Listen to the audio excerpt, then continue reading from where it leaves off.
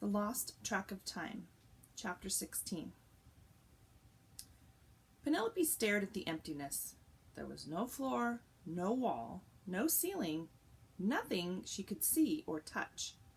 Even though there was nothing to see and nothing to touch, the nothing itself was somehow there. She took a tentative step forward and felt herself enveloped in the nothing. It was warm and white and comforting. She took another step, this time with more confidence. To her surprise, she was propelled forward. With each step, she moved with greater and greater ease until she was gliding gracefully across the space. "Am I walking or flying?" Penelope wondered. She was just about to try jumping up into the nothing, just to see if she might float, when a slight vibration ran through the air. She came to a nervous halt. Someone was coming.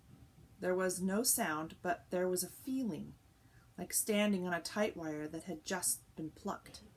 Penelope listened with her whole body, trying to determine where the movement came from. She turned around in a slow circle, her arms held out from her sides, feeling the air.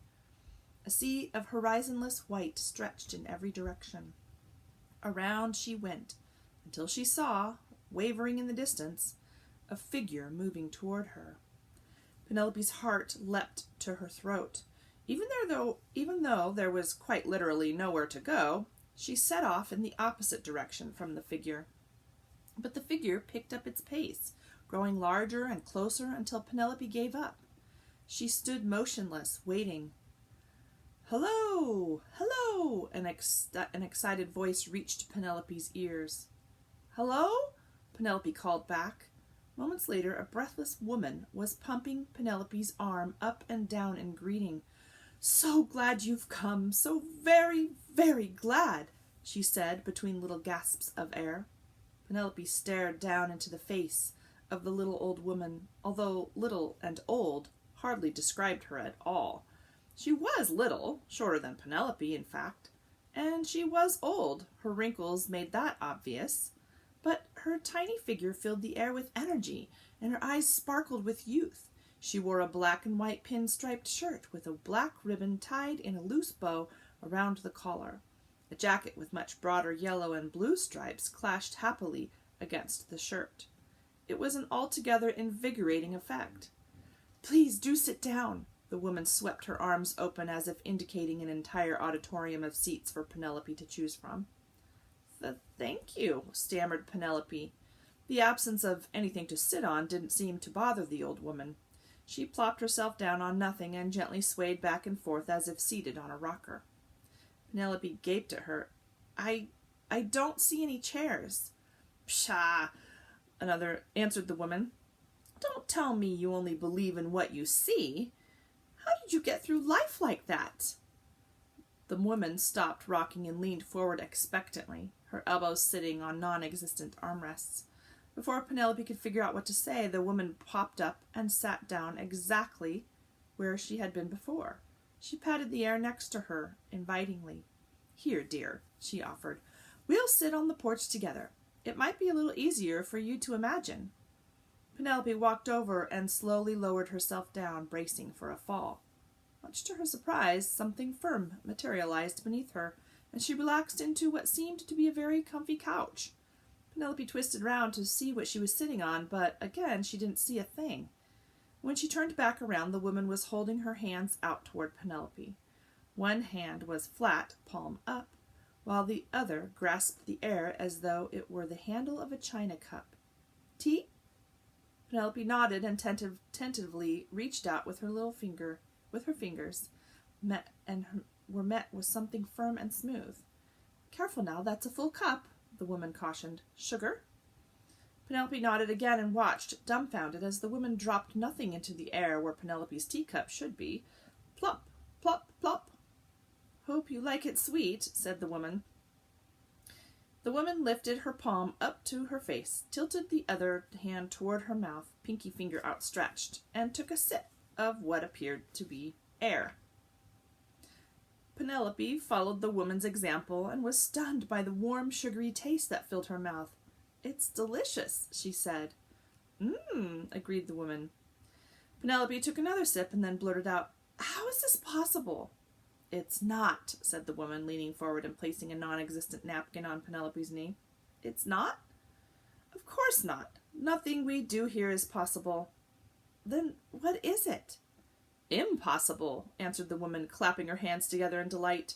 She must have noticed Penelope's confused expression because she patted her reassuringly on the arm. The distance between the impossible and the possible is just a hair's breadth. But few people make the trip. That's why it's so nice to have company. Which reminds me, I haven't introduced myself. How rude.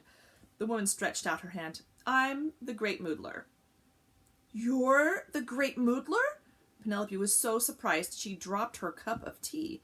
Luckily the cup wasn't really there, so there wasn't a mess to clean up. You've heard of me? The Great Moodler's face turned a slight shade of pink. Yes, I've heard of you. I mean, we've been looking for you, me and my friend Dill. And here I am, replied the Great Moodler with a tinkling little laugh.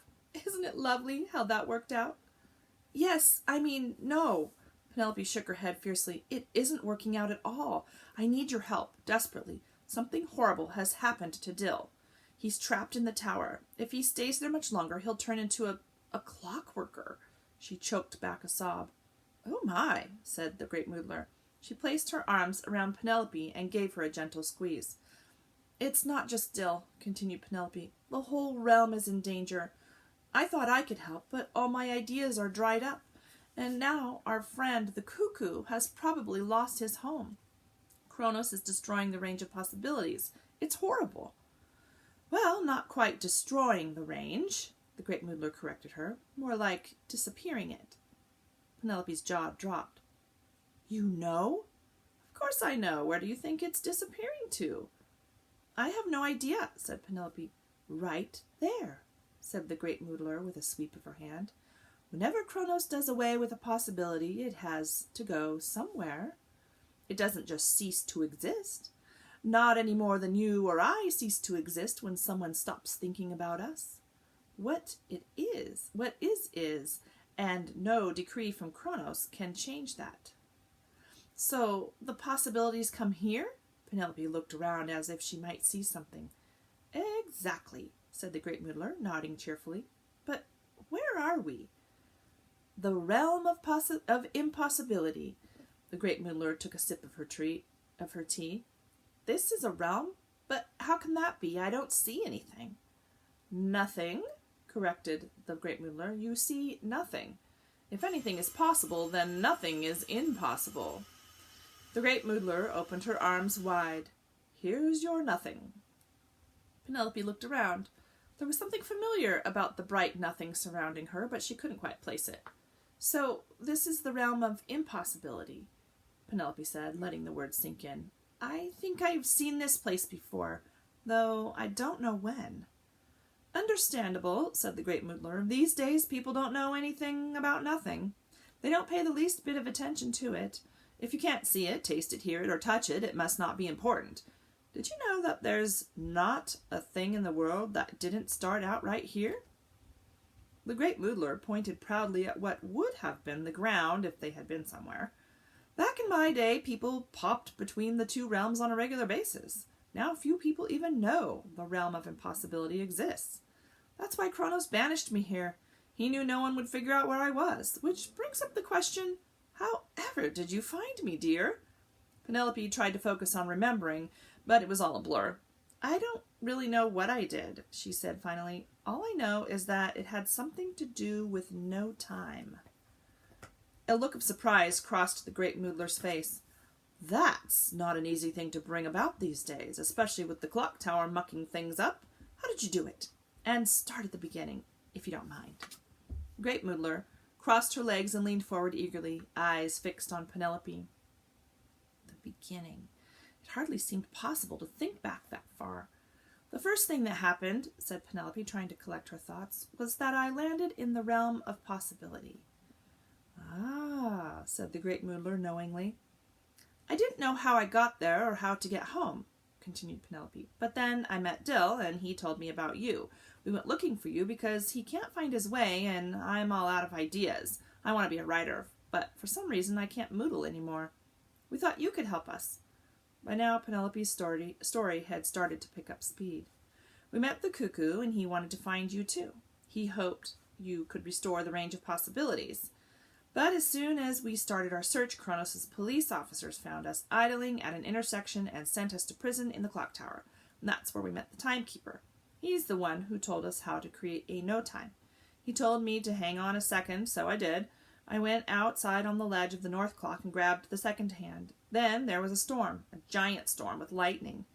Great Moodler nodded her head slowly up and down. Go on. Penelope took a jagged breath. Well, I was hanging on a second when a flash of lightning hit the tower.